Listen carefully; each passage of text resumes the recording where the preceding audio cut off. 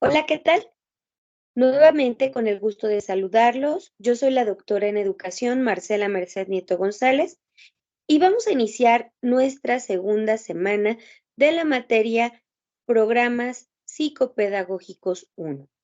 Pues bien, vamos a hacer una recapitulación de lo visto la semana pasada, en donde ustedes tuvieron que integrar el tema a elegir, tuvieron que hacer una elección con, con respecto a aquella temática de interés para desarrollar su programa psicopedagógico.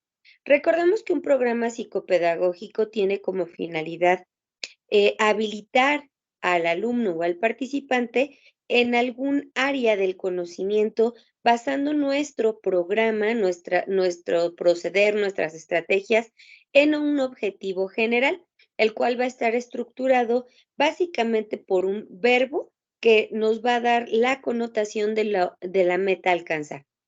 Hablábamos también de los objetivos conceptuales, procedimentales y actitudinales que tienen que ver con los objetivos específicos. Recuerden que los objetivos específicos siempre van a estar en relación directa y son los elementos que nos van a ayudar a lograr ese objetivo general. Objetivos conceptuales tienen que ver con saberes científicos, procedimentales, una serie de acciones a emplear para poder dar evidencia de la adquisición del nuevo conocimiento y actitudinales que tiene que ver con la comprensión de manera significativa de las temáticas implementadas. Esto es, le damos una utilidad al conocimiento adquirido para desarrollar de manera más eficiente nuestras actividades en la vida cotidiana. Igual veíamos en la semana pasada los aspectos psicológicos, pedagógicos, ideológicos y sociales. Recordemos que los aspectos psicológicos tienen que ver con las características propias de la población con la que yo estoy trabajando. Los aspectos pedagógicos tienen que ver con la fundamentación o la base de conocimiento científico en la cual nosotros nos vamos a basar para poder desarrollar nuestras estrategias. Es decir, qué escuela de la pedagogía va a fundamentar cognitivismo, constructivismo, conductismo, inclusive la parte del interaccionismo simbólico, o puede ser el aprendizaje social, o la parte del proceso racional emotivo. ¿Cuál va a ser la teoría que va a fundamentar las estrategias que vamos a implementar dentro de nuestro programa? Recuerden que estas estrategias tienen que estar íntimamente relacionadas con los postulados establecidos por la teoría seleccionada. Los aspectos ideológicos que tienen que ver con todas aquellas creencias con respecto a la temática que están fluctuando de manera continua dentro del entorno social donde nos desarrollamos, y los aspectos sociales que tienen que ver con rasgos y características, costumbres propias de la comunidad en donde se encuentra inserto nuestro participante. Pues bien, después de este pequeño recorrido en donde pudimos desarrollar justamente entonces la entrega de la sesión pasada, de la semana pasada, tuvo que ver con determinar el tema como primer elemento, establecer objetivos generales, específicos, conceptuales, procedimentales y actitudinales, establecer un marco teórico que tiene que ver con la temática a abordar y desarrollar los aspectos psicológicos, pedagógicos, ideológicos y sociales. Recordemos que también era importante integrar nuestra evaluación diagnóstica por medio de la cual vamos a poder determinar el nivel de conocimiento, de dominio o de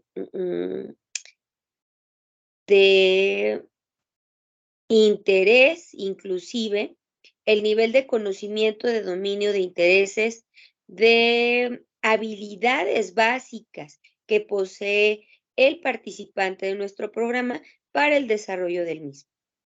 Pues bien, para esta semana nos toca revisar los actores del programa psicopedagógico y empezamos por la experiencia del docente. Esta parte netamente fundamental. Si el docente no sabe cómo manejar al grupo, si el docente no sabe las características propias de la población con la que está trabajando, evidentemente va a haber un sesgo, dentro de nuestro programa. Si nosotros no conocemos la población a la cual vamos a implementar el programa, vamos a plantear nuestras estrategias de forma ideológica, únicamente en función del cubrir nuestras necesidades o las necesidades de capacitación, pero en realidad no estamos viendo lo que requiere nuestra población.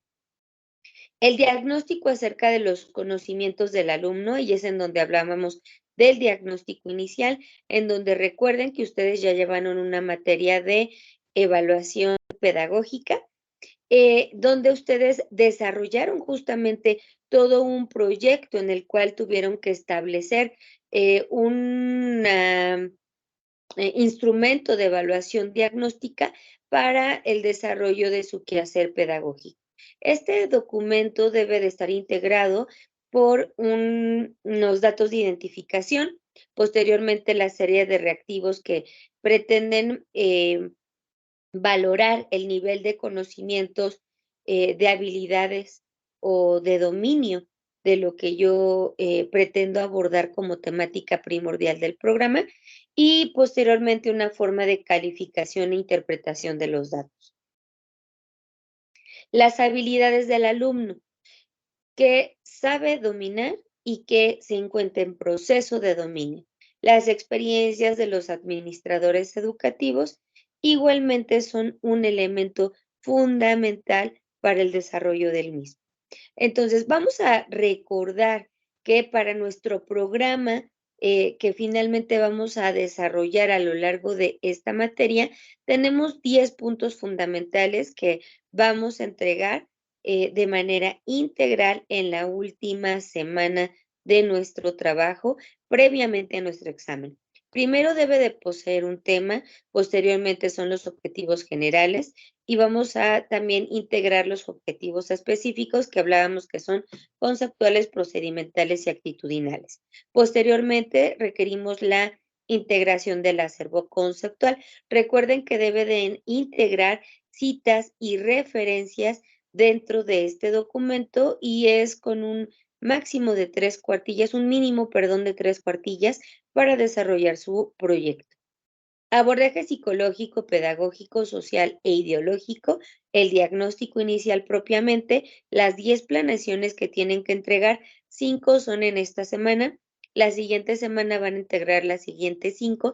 Recuerden que dentro de la planeación es importantísimo ir de lo general a lo específico, es decir, de los conocimientos que ya posee el alumno a los conocimientos que va a adquirir, el procedimiento para el logro de estos conocimientos nuevos y las últimas sesiones van a estar integradas por em, evaluación del dominio justamente de la habilidad en base al desarrollo de nuestro programa. Entonces, el diagnóstico inicial, recuerden que nos sirve para saber qué es lo que ya posee como habilidad y conocimientos. El diagnóstico final nos va a ayudar a poder diferenciar si realmente hubo un cambio dentro del participante a partir de nuestra intervención, que eso sería lo esperado. Recuerden que nosotros como profesionistas estamos vendiendo el conocimiento fundamentado, de tal suerte que nuestro programa psicopedagógico sí o sí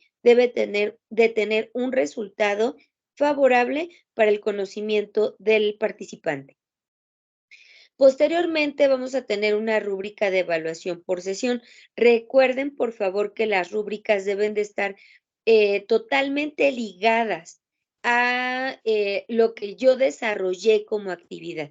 Es decir, de lo que voy a dar evidencia por medio de la rúbrica es que el alumno o el participante realmente reconoce los temas vistos a lo largo de esa sesión.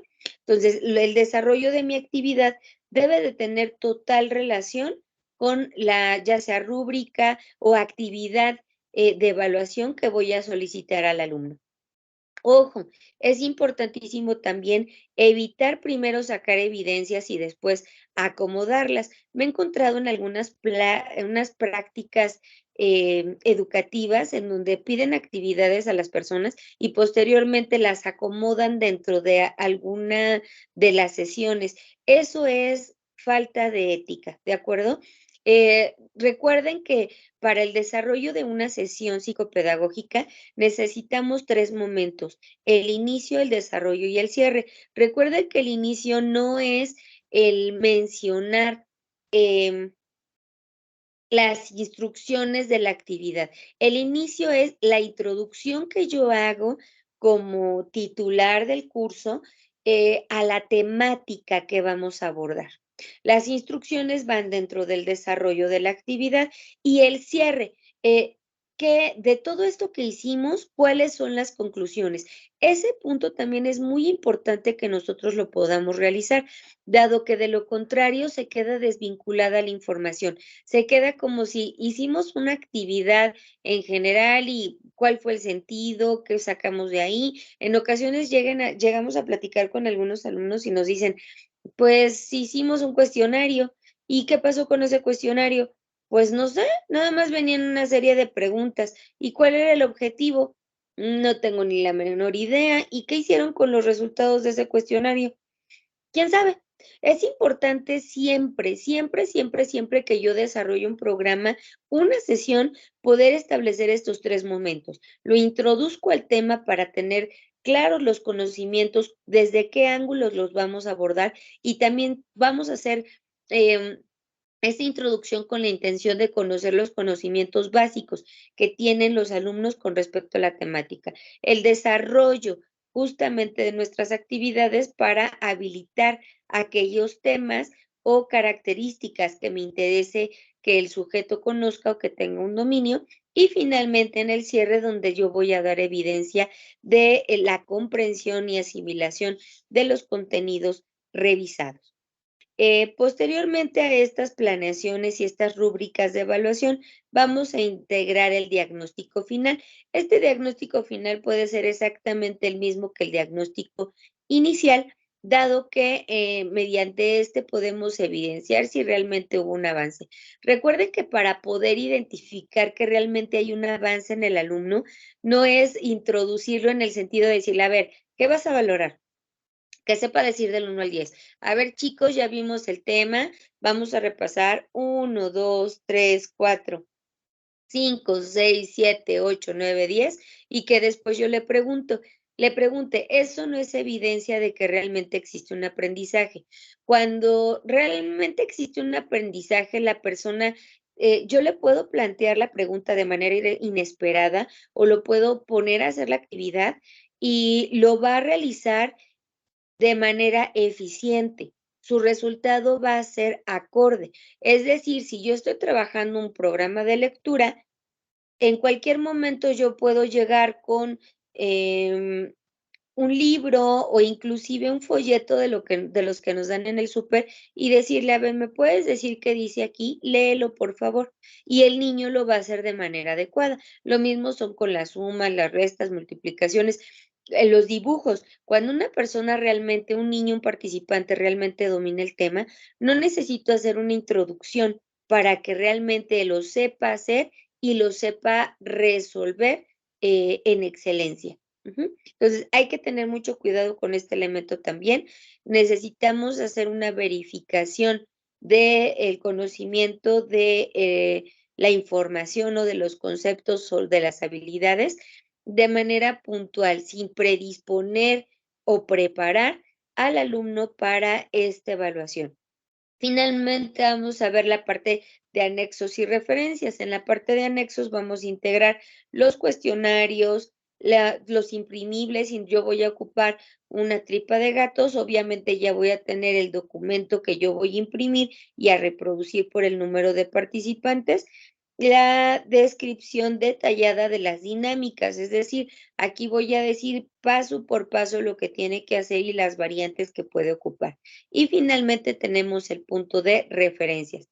Recuerden que al estar integrando un trabajo científico, es importantísimo que yo pueda tomar en cuenta, las, fuentes de donde yo, em, pude rescatar las definiciones a considerar para el desarrollo de mi programa.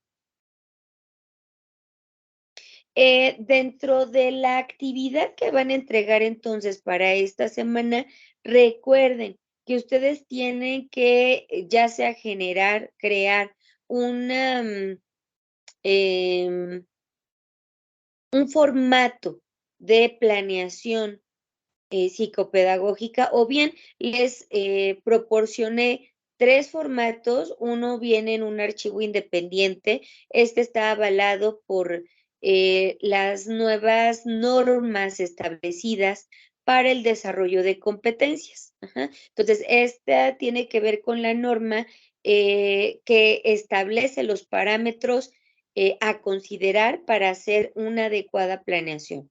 La pueden buscar justamente como, norma, para el desarrollo